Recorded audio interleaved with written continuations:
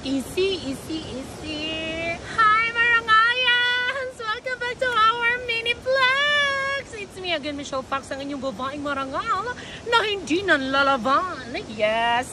So, gusto nyo mag-cooking vlog and mukbang ako here?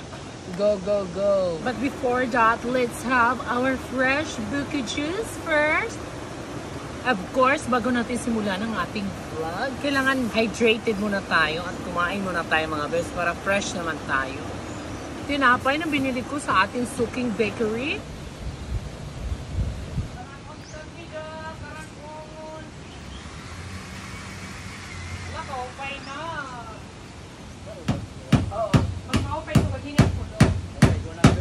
Okay, so yung menu natin for today is tinolang isda. Yes, dahil gloomy yung panahon, medyo malamig. So, kailangan natin ng fish soup. For that, kailangan ko muna pumunta sa Batis, kukuha tayo ng isda. Ay! Ay! Ay! Ay! Ay! Ay! Ay! Dalawa! Ay! Ay! Ay! Ano?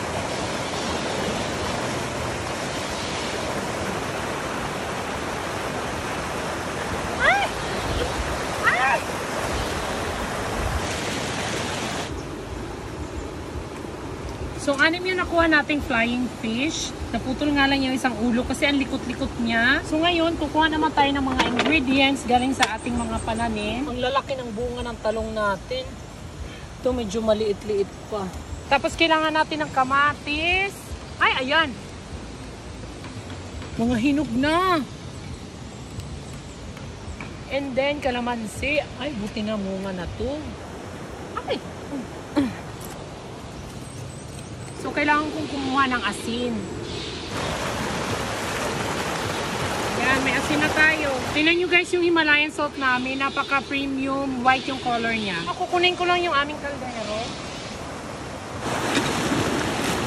Yan guys, makakuha na tayo ng kaldero. So, ngayon magpapakulo na tayo ng tubig. Ayan.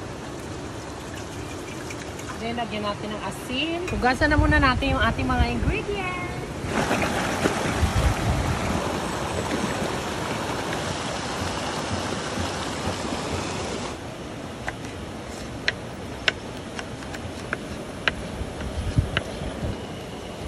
So ngayon habang nagpapakulo tayo ng tubig para sa ating tinolang isda, kukuha tayo ng talbos ng kamote.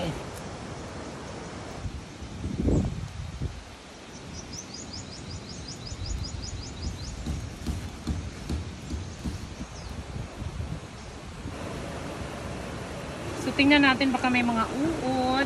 So ngayon guys, ilagay na natin ang ating luya, kamatis. Then, antayin natin yung pangalawang kulo. Tapos, hugasan na muna natin ang ating talbos. Tika lang. Nauhaw ako. So, ihulog na natin guys yung isda. Dahan-dahan lang bayet. Baka tayo matalsikan. Bongga na guys. Yan na natin ng talong. And then, magpiga na tayo ng kalamansi. Yeah! Pulutan niyo sabaw! Sabaw niyan! Paluto na! Lamig kayo! Lamig kayo! Ay! Ay! Kulira! Out! Tulyanin po ang inyong kusinera. Anong tingin mo? Ito lang naman yung sinayang mo. Ah, Charles! Ngayon, ilagay na natin yung ating talbos ng kamote. And then, yung ating calamansi juice. So, ayan guys. Luto na. Oh, karasa, mama. Adoy, nabali ang isda bayat.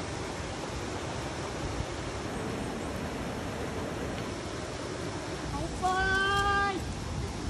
Opay! Thank you.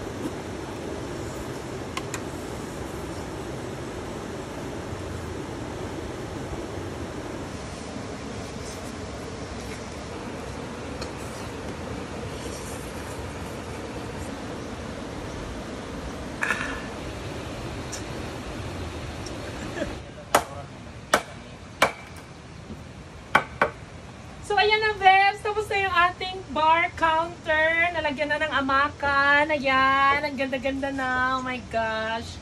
So, excited na ako for the final look. Dahil hindi pa tapos, nalagyan pa yun dyan ng shelves. Ikakabit yung drop light from MR Handicraft. Magkukulay brown pa to kuya, no? Ang pagbutangin niya, sulig nung niya, dito sulod o didi gawas? Gawas sulod. Yung bebs, kailangan daw namin lagyan ng sulig nung para iwas sa bukbok, iwas sa anay. Hi, ma'am! Welcome! Pili na lang kayo ng cottage. Meron tayong guest from Gandara. From US. From US. Thank you guys for coming. Say sex. Thank you.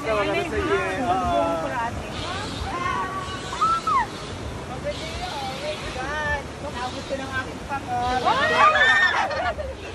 Mag-hi ka sa Marangal yan. Hello po. Di ba yung attractive? They're from Catbalogan. Ay, kung mga aesthetic mo, kung mga fresh. Sige, enjoy lang ka. May subbaan ka mo. Asma ka ng subbaan ako. Check mo. Ako maglawas na sa mga matador. Sorry ma. Maganda ka rin. Yes guys, meron tayong guest. Thank you Lord. So ayan mga best. Matapos na yung ating cabinet.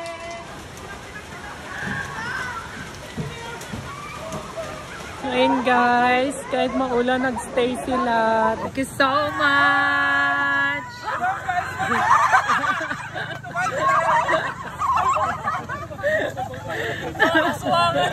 Guys, are you having fun? Yay!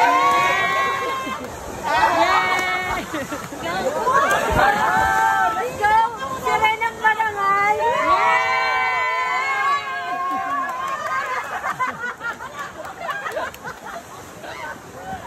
So ayun mga best, dumating na naman si Maleficent. Nag-uwian na yung mga guest kasi ang lakas na ng ulan. Dito ko natatapusin ang ating mini vlog for today. Magkita-kita ulit tayo sa ating next episode.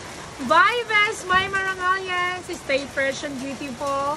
Don't skip your meals and don't skip ads. Besos! Bye!